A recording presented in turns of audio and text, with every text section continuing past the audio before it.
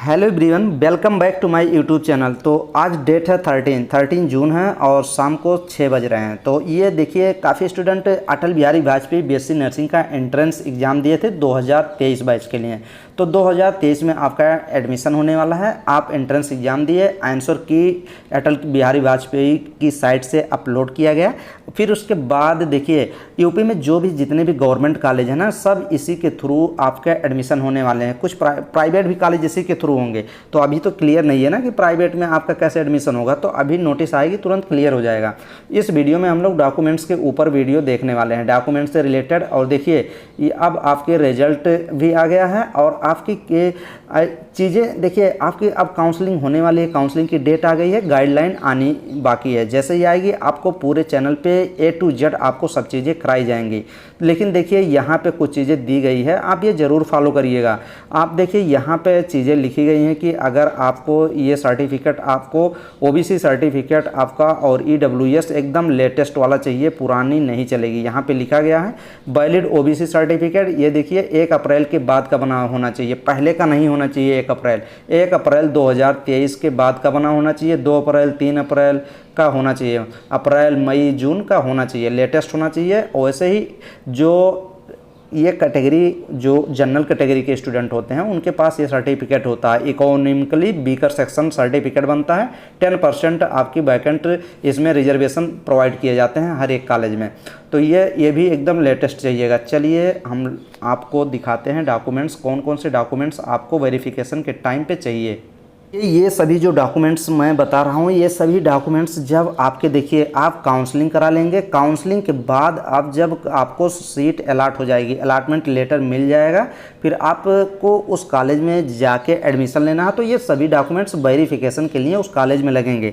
Counselling में आपके ज़्यादा डॉक्यूमेंट्स नहीं लगेंगे। काउंसलिंग में कौन कौन से डॉक्यूमेंट्स लगेंगे, ये सब चीज़ें प्रोवाइड की जाएगी। लेकिन उसकी वेबसाइट पर तो आने दीजिए ना, थोड़ा सा वेट करिए।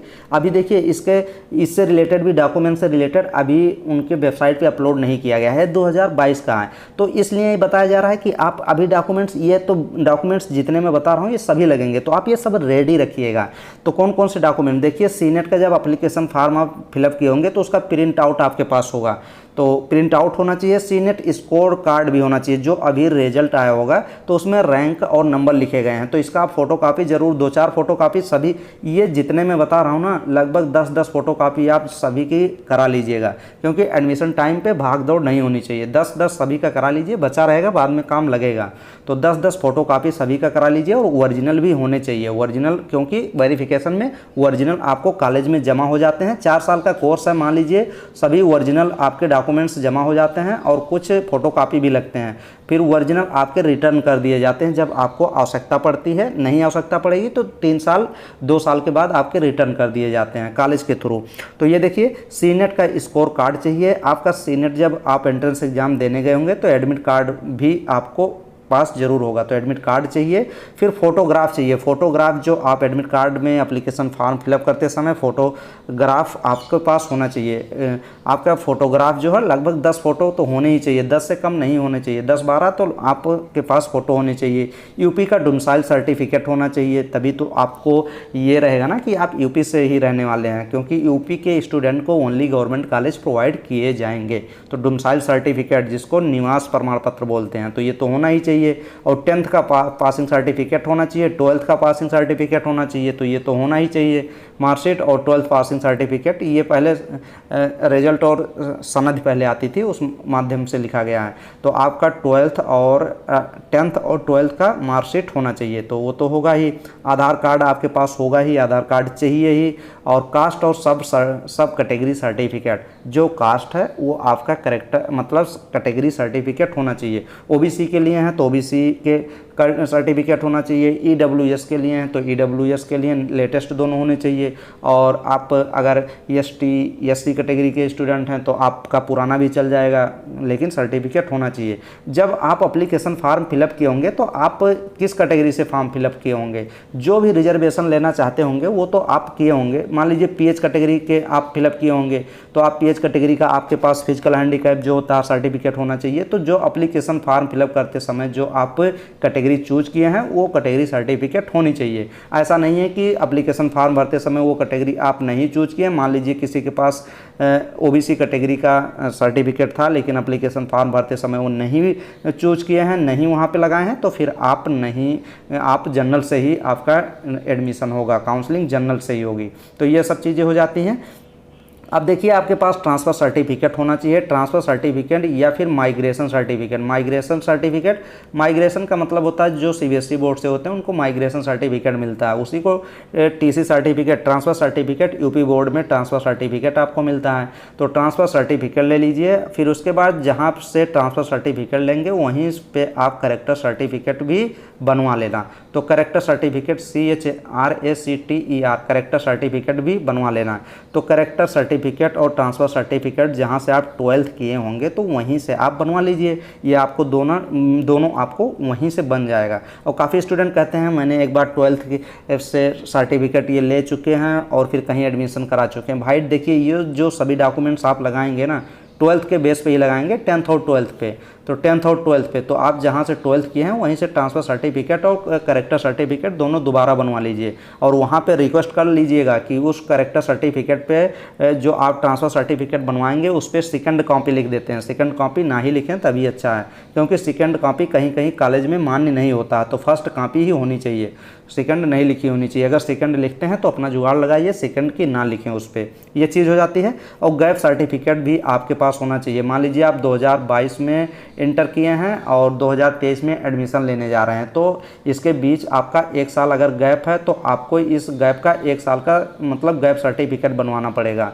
गैप सर्टिफिकेट कहाँ बनेगा, कुछ नहीं करना रहता है, आप तहसील में जाइए, तहसील में जाएंगे, वहाँ से जो वो तहसील में जाएंगे ना वहाँ काफ़ी लोग मशीन लेके टाइपराइटर लेके बैठे रहते हैं, टाइपिंग वाली मशीन, वो आप तुरंत बताएंगे ना कि मुझे एडमिशन लेना है 1 साल का गैप सर्टिफिकेट, वो तुरंत सब लिख देंगे मैटर क्या क्या है, सब गैप सर्टिफिकेट आसानी से बन जाता है, 100-150 रुपये लेते हैं वो। तो वहाँ से आपका गैप सर्टिफिकेट बन जाएगा। गैप सर्टिफिकेट कहाँ से बनेगा, तहसील से बनेगा। तो तहसील से आप गैप सर्टिफिकेट बनवा सकते हैं, नहीं तो फिर आप जहाँ एडमिशन लेंगे वहाँ पर भी तहसील रहती है, वहाँ पर भी बन जाती है, लेकिन थोड़ा भाग दौड़ करना रहता है, तो अपने ही डिस्ट्रिक्ट में तहसील से गैप सर्टिफिकेट बनवा लेंगे। अब करेक्टर सर्टिफिकेट तो मैंने बता ही दिया, करेक्टर सर्टिफिकेट आपका जहाँ से एंटर किए होंगे वहीं से बन जाएगा। तो इतने सब डॉक्यूमेंट्स आप एकदम अच्छे से रेडी रखिए। ये सब आप जब एडमिशन टाइम पे आपको जब कॉलेज में एडमिशन लेने जाएंगे तब आपके ये सभी डॉक्यूमेंट्स लगेंगे, तो ये सभी डॉक्यूमेंट्स बनवा लीजिए। कोई भी ऐसे डॉक्यूमेंट्स और इसमें इंक्लूड होते हैं इस साल तो आपको बता दिए जाएंगे। अभी देखिए अभी डॉक्यूमेंट्स जो इस साल इंक्लूड होंगे उसकी भी लिस्ट आ जाएगी। अगर कोई भी डॉक्यूमेंट्स ऐसे भी होते हैं कि आपके पास का डॉक्यूमेंट वेरिफिकेशन के समय नहीं रहता है तो चिंता नहीं करना है, आपको उसमें ड्यू डेट मिल जाता है। लगभग 15 दिन का आपको 10 से 15 दिन आपके ड्यू डेट मिल जाते हैं, उस बीच में लाके बनवा लेना है नया और जमा कर देना रहता है। ऐसा नहीं है कि आपकी काउंसलिंग हो गई है, अलॉटमेंट लेटर मिल गया है, आप एडमिशन लेने गए हैं कॉलेज में, कोई भी आपके पास कोई एक सर्टिफिकेट नहीं है तो आपका कैंसिल कर देते हैं, कैंसिल नहीं करते हैं। तो ड्यू डेट मिल जाती है, वहाँ पे एक एप्लीकेशन फॉर्म लिख के जमा कर देते हैं, वहाँ पे ड्यू डेट 10-15 दिन की मिल जाती है, उसी बीच में आपको जमा कर देनी रहती है। ये देखिए एक कॉलेज का आपका ये डॉक्यूमेंट्स को जब वेरिफिकेशन के लिए जाया जाता है तो ये किसी कॉलेज का है, क्या क्या लगते हैं ये भी आप देख सकते हैं। ये देखिए डॉक्यूमेंट वेरिफिकेशन हेतु आवेदन पत्र है, तो ये सभी लेके हैं। ये देखिए प्रवेश पत्र एवं आवंटन पत्र जो आपका अलॉटमेंट लेटर है तो ये चाहिए आपके पास। फिर उसके बाद जन्मतिथि प्रमाण पत्र, हाई स्कूल में देखिए आपके जो डाटा यहाँ पे माने जाते हैं ना वो 10th के ही माने जाते हैं, 10th में क्योंकि आपकी एग्जैक्ट रहती है। तो जन्मतिथि प्रमाण हाई स्कूल का, इंटर का आपका मार्कशीट हो गया। देखिए बीएससी आप कर रहे होंगे, आप पास आउट हो गए होंगे तो बीएससी का कोई आवश्यकता नहीं है लगाने के लिए, आप इंटर बेस पे ही एंट्रेंस एग्जाम हुआ है ना तो इंटर का ही लगाइए। अगर बीएससी का लगाते हैं तो सब कुछ बीएससी का ही लगाना पड़ेगा, तो बीएससी का लगाने की ज़रूरत नहीं है, 10th और 12th का लगाइए आप सब कुछ। जाति प्रमाण पत्र देखिए हो गया। अगर आपके पास स्वतंत्रता संग्राम सेनानी के लिए आप अप्लाई किए होंगे एप्लीकेशन फॉर्म भरते समय तो वो आपका सर्टिफिकेट होना चाहिए। निवास प्रमाण पत्र होना चाहिए, चरित्र प्रमाण पत्र, करेक्टर सर्टिफिकेट होना चाहिए। ये देखिए स्थानांतरण जिसका ट्रांसफ़र सर्टिफिकेट बोलते हैं या फिर माइग्रेशन प्रमाण पत्र भी होना चाहिए। और 11 नंबर पे देखिए 10 रुपये का नॉन जुडिशियल स्टाम्प पेपर व रैगिंग ना करने संबंधी शपथ पत्र। ये आपका जब एडमिशन लेने जाएंगे तो उसी कॉलेज में ये सब मिलते हैं, 10 रुपये का मिल जाता है। जुडिशियल स्टाम्प पेपर होता है, उस पर यही सब चीज़ें कुछ चीज़ें लिखनी होती हैं तो ये रैगिंग के संबंधित होता है। कॉलेज में वैसे रैगिंग अब होता नहीं है। आप अपने सीनियर का रिस्पेक्ट करिए। आप वो जिसका रिस्पेक्ट करेंगे सीनियर ही रहेंगे, तो वो सीनियर आपको अपने भाई की तरह कॉलेज में रखते हैं, कोई दिक्कत नहीं होने देते हैं। बस आप रिस्पेक्ट, बस एक ही चीज़ है रिस्पेक्ट। तो ऐसा कुछ नहीं है कि आप रैगिंग हो गई है, रैगिंग ख़त्म हो गई है, रैगिंग कोई रैगिंग नहीं है। फिर उसके बाद 10 रुपये का जुडिशियल स्टाम्प पेपर रैगिंग ना करने, ये आपका बन जाएगा। 10 रुपये का शपथ पत्र अभिभावक द्वारा एक बन जाता है, एक छात्र द्वारा बन जाता है, तो 10-10 रुपये का ये बन जाता है। फिर आधार कार्ड तो आपके पास रहता ही है। 5 पासपोर्ट साइज नवीनतम रंगीन फ़ोटो तो आपके पास होनी चाहिए, मैंने बता दिया है। ये सब चीज़ों के लगभग 10-10 कापी आप करवा लीजिए। पूर्ण रूप से भरा हुआ हॉस्टल, अगर हॉस्टल तो सभी गवर्नमेंट कॉलेज में हैं ही, कुछ गवर्नमेंट कॉलेज हैं जहाँ पे अभी हॉस्टल नहीं है, तो वो आप देख लीजिएगा। मैं एक वीडियो बना दूंगा फिलिंग चॉइस जब आएगी। देखिए आपके अब आप पूछेंगे कि किस गवर्नमेंट कॉलेज में हॉस्टल है, किस में नहीं है, तो ये आइडिया देखिए, आप जब एडमिशन लेंगे 2023 में ना, तो आप 2024 में अब जो स्टूडेंट आएंगे उनको कैसे बताएंगे? आप जाएंगे 2023 में एडमिशन सभी यूपी में, ऐसा कोई गवर्नमेंट कॉलेज है नहीं कि जहाँ पे इस चैनल के थ्रू एडमिशन नहीं हो रहा है स्टूडेंट का, लेकिन आप वहाँ का इन्फॉर्मेशन तो शेयर ज़रूर करें मेरे पास ना, तभी तो मैं पास कर पाऊँगा। तो आप भी ऐसे ही पूछ रहे हैं तो नेक्स्ट ईयर भी स्टूडेंट पूछेंगे। तो इस ईयर मैं नहीं बता पा रहा हूँ कुछ कॉलेज की, इसीलिए नहीं बता पा रहा हूँ कि स्टूडेंट गए हैं लेकिन वो भूल गए हैं। तो भूल क्या गए हैं कि मतलब कोई किसी का हेल्प भी करना है। तो चलिए बस इतने डॉक्यूमेंट्स आप रेडी रखिएगा। कोई भी डॉक्यूमेंट्स और इसमें ऐड होते हैं तो मैं वो भी बता ही दूंगा। तो बस इतना ही था इस वीडियो में। सभी डॉक्यूमेंट्स आप बनवा लीजिए। देखिए आपके पास ये सभी, देखिए ये बता दे रहा हूँ, ये आपके पास होंगे, ये भी होगा, एडमिट कार्ड होगा, फोटोग्राफ होगा। फिर इसमें आप अलॉटमेंट लेटर भी ऐड कर लीजिएगा। अलॉटमेंट लेटर अभी कॉलेज में जब काउंसलिंग हो जाएगी अलॉटमेंट लेटर भी मिल जाएगा, तो वो भी आपके पास रहेगा। आपके पास डोमिसाइल सर्टिफिकेट नहीं होगा तो आप ऑनलाइन करा लीजिए, बनवा लीजिए, लेटेस्ट में जल्दी बनवा लीजिए। और फिर 10th मार्कशीट होगा ही, 12th के भी होंगे, आधार कार्ड भी होगा, सब कैटेगरी नहीं होगा तो बनवा लीजिए। या आपका ऑनलाइन भी होता है, फिर ऑनलाइन बन जाएगा, नहीं होगा तो जल्दी बनवा लीजिए, पैसा खर्च करिए, जल्दी बन जाएगा। ट्रांसफ़र सर्टिफिकेट नहीं होगा, ये देखिए ट्रांसफ़र सर्टिफिकेट और आपके कैरेक्टर सर्टिफिकेट, ये अभी काफ़ी स्टूडेंट नहीं लिए हैं, तो आप 12th जहाँ से पास किए हैं वहाँ से जाके ले लीजिए।